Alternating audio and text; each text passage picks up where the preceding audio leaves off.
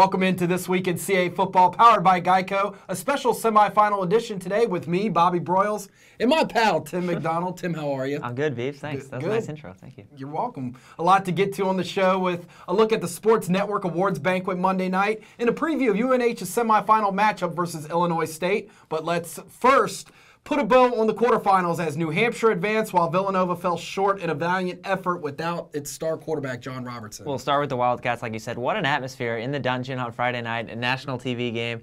UNH trailed in that contest at halftime, 21-15. Actually, only the second time all season since the Toledo game at the start of the season that they've trailed at halftime. Made great adjustments defensively in the second half. You were saying, Bob, they gave up over 300 yards of offense in the first half, came back and just really confused Chattanooga in the second half. It was the R.J. Harris show. Huge momentum game for him. He actually ended this contest tied for the CAA football record in all-time receptions. And Villanova, a very tough loss for them at home. We suddenly find out Saturday morning that John Robertson, the quarterback who actually won the Walter Payton Award on Monday night, didn't play in that game. He had concussion problems. You look at Chris Poloni, the guy for Villanova who came into that game. He played valiantly, like you said. 87 yards rushing, 2 touchdowns passing, and another 2 touchdowns rushing, and a touchdown passing, I should say. And Villanova, all momentum in that game. In the fourth quarter, they get the ball back with about 3 minutes left, and you say to yourself, okay, Villanova, they're going to get it done. That's what they've had to do all season. Unfortunately for the Wildcats, it came down to a field goal, and it just didn't work out for them. A really disappointing way to end the season, but what a year for Villanova. And you have to give credit to Andy Talley and the coaching staff. There's not many staffs in the country who care more about their players, and especially their player safety, than Villanova. They didn't have to play John Robertson because of his injury, and they didn't. And I give them a lot of credit for that, because a lot of teams would have just thrown the quarterback out there. Absolutely, and not even that, keeping it under wraps. No one had any idea. No one had any clue. Very tough. Right before the game. That leads us to the lone CAA football team left at the dance, as the top-seeded New Hampshire Wildcats will once again be at home on national television when they take on Illinois State Saturday afternoon at 2 on ESPNU. Let's begin on the offensive side of the ball, Tim, where the Wildcats had just 100 yards rushing last week, but made enough big plays, like you said, in the passing game to get to where they are now. What will be some of the keys for this UNH offense going into Saturday's game? I think there's a handful of keys right now. UNH, only 100 yards rushing last week. It was kind of a game where in the first half they kind of started slow, a lot of drop passes, a lot of offensively they just weren't in sync. Second half they started to roll a little bit. I think third down is something to watch this week. UNH is 49% on the year in third downs, and last week they were only 3 of 12, and I think that hindered their ability to move the ball in the first half last week. Again, Sean Goldrich, the quarterback, he accounted for 3 touchdowns last week. He had a touchdown pass. He still played a decent game for New Hampshire. But again, like you said, we keep on saying, maybe not the most complete game offensively for this team, but they found a way to win 35-30 over a very good Chattanooga defensive line. And R.J. Harris, if you look at this UNH offense, they did it last week. They have to get him in big plays. When he touches the ball, this team is a completely different team. Illinois State is a very, very good defensive team. This is a team out of the Valley that only allows 113 rush yards per game. And really all season long, this team is just a classic Missouri Valley team. They're very physical. Their line is very good. And we saw what they did last week at Eastern Washington. They scored 59 points. Yes, they allowed 400 yards passing last week and only 95 yards rushing. So obviously they're going to try to stop New Hampshire's run game first. But this Illinois State team, really, the defense is going to try to shut UNH down like Chattanooga did last week, which is hit him in the mouth early and see how they respond. UNH was able to bounce back last week. Special teams won that game for New Hampshire last week. We look at the punter, Brad Praske, averaged 45 yards per punt and field position in that game. Dalton Crossan, a guy we talked about as the backup running back for New Hampshire, only has 10 kickoff returns on the season because of injury, but every time he's touched the ball, he's averaged 35 yards per return. Field position played a huge game in that week. UNH offensively, it's going to start with field position. If they can do what they did last week for Chattanooga and get balls close to the 40, close to the 50, there are going to be a lot of problems, and I think there's no question. I don't care if it's small screen passes or long bombs. You have to get the ball in the hands of R.J. Harris. Another stat I thought was interesting, and maybe, I don't know if this will play into it at all, but I saw the time of possession, Chattanooga almost 2-1 to UNH. Can they get away with doing that again against I think they can, State? because I really honestly think UNH is one of those teams that say time of possession and total yards is something in the back of their minds. They don't care as long as they can score and as long as they can points up and answer. Another interesting note, Bob, that you've brought up to me before. Both Illinois State and New Hampshire defensively allow 21.2 points per game. So both defenses we know aren't going to give up a lot of points.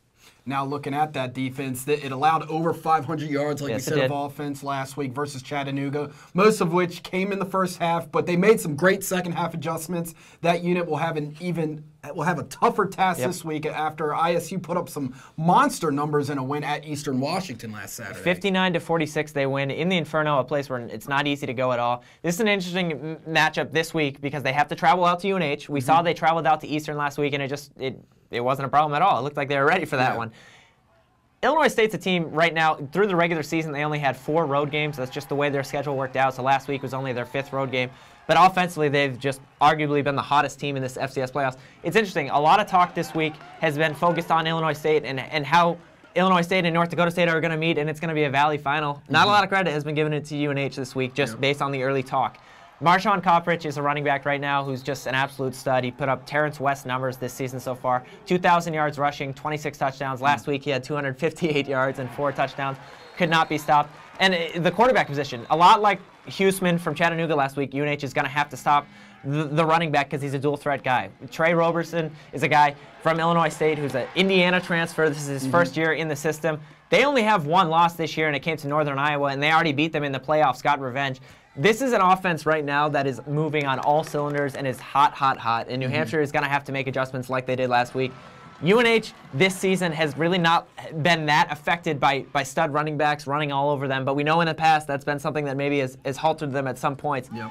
I'm going to look, again, I'm going to signal guys out. I'm going to look at Akil Anderson, Shane McNeely, and Devon Chalette. The linebackers are going to have to play some of their best games for New Hampshire this week in order for that defense to slow down Illinois State. We know they're going to be able to put up points. We know Kopprich, the running back, you're going to hear his name a lot. 13 straight games, over 100 yards rushing. I like the fact, though, that this UNH defense all season long has said, okay, the next challenge, we're going to accept it, and we're going to try to stop the other team. And they've been able to answer that pretty much all year. Yes, they have. They have been able to answer the bell. Once again, it will be Illinois State versus New Hampshire from the Dungeon on Saturday afternoon at 2 on ESPNU with a trip to the national championship at stake. In case you live under a rock, CAFootball.com will have all the latest information you need from Saturday's contest, including links to watch and follow the game. I'll be there in the Dungeon on Saturday along with the commish and Eric Weberg, so be sure to follow and interact with CAA Football on Twitter, Facebook, and Instagram. You can search CAA Football, and you can also use our official hashtag CAAFB. The CA.TV crew was in Philly for the Sports Network Awards banquet Monday night. Tim, you were there as New Hampshire head coach Sean McDonald took home the Eddie Robinson Award that goes to the FCS National Coach of the Year, and Villanova quarterback John Robertson was honored as the Walter Payton Award winner as the FCS National Player of the Year. Very proud, not only for this league, but it was just a great night for CAA football and fans of CAA football. People have seen John Robertson, and to get the recognition that he did on a national level, he's the best player in the FCS offensively. Yeah. This is an award that's very well deserved. 35 touchdowns passing, only 3 interceptions this year. Also rushed for 1,000 yards. It's a very deserving honor, and John Robertson's such a great kid too that it fits the bill. And you look at the Robinson Award for Coach McDonald, is just a really great honor for him. It's the second time he wins this award. He joins Craig Bohl, who's now at Wyoming, the former North Dakota State coach, and Mickey Matthews, former JMU coach, as the only 2-time winners of that award. A great night for the league, and a great night for those two, for John Robertson and Sean McDonald, 2 great representatives of CAA football. And of course, John Robertson will be back for his senior year. Should be That's scary thought. And you know what's amazing when you think, someone pointed this out last night, Andy Talley now has coached 3 different winners over 3 different decades, over 3 different positions. Brian Westbrook, Brian Finneran, and John Robertson. It's just a remarkable amount that he's been able to get those guys to play for him. Well, you can catch the complete recap from the TSN Awards banquet now on CAFootball.com and the CA Football YouTube page. Congratulations once again to both gentlemen, and we will dive deeper into that discussion on the Yak on Thursday. And speaking of the Yak, the crew returns again on Thursday to talk more about the hardware the league piled up and break down New Hampshire's semifinal matchup versus Illinois State. You can catch it all tomorrow on CA Football's Everyday is Saturday blog at cafootball.wordpress.com. Tim, the league is down to 1 team left with a trip to Frisco on the line. Yeah, you know, we saw Towson go to Frisco last year, and we thought possibly there would be a CA football matchup. But again, New Hampshire's ability to play so well in the Dungeon, I think, is going to be a huge factor this week. What else are you going to do on Saturday? 2 o'clock on ESPNU. The Dungeon should be rocking again. It's going to be a great matchup. Like you said, another chance with a shot. I know you want to go back to Frisco. Oh, I do. It was a great time last year. On that note, thank you for tuning in. Win or lose, we will be back here next Tuesday. Enjoy the game Saturday.